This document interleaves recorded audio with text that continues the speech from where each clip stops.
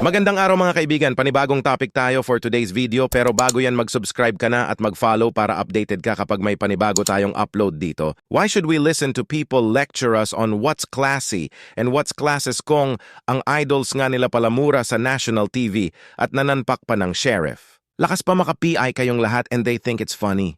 At least pinapalinis at pinapaganda ni Lam ang dugyot na Pasig River at Intramuros na ang budget ay hindi sa kaban ng bayan hahaha.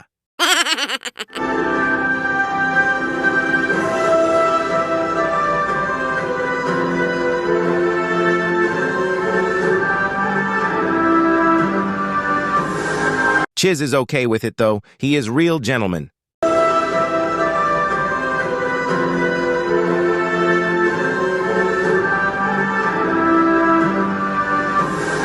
What Chiz did is called social grace and etiquette, a gentlemanly gesture. Then again, the Didi shit are just being their usual stupid, sewer-minded selves. As usual, nothing is new sa mga Didi shit. Pinagpipiestahan na naman nila ginagawa ni First Lady Liza, pero yung amo nila, tuwang-tuwa sila. Affected na affected kayo sa pag-inom ni FL sa baso ni Cheese, pero yung lodi nyong tila naglaslas sa leeg, dead man nyo lang? Ano masaya na kayo?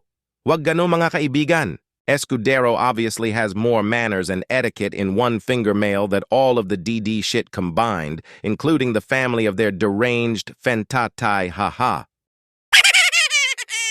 I consider waiting on a lady, first or otherwise, to be gentlemanly, Escudero said in a statement. At yun na nga ang topic natin sa video na ito.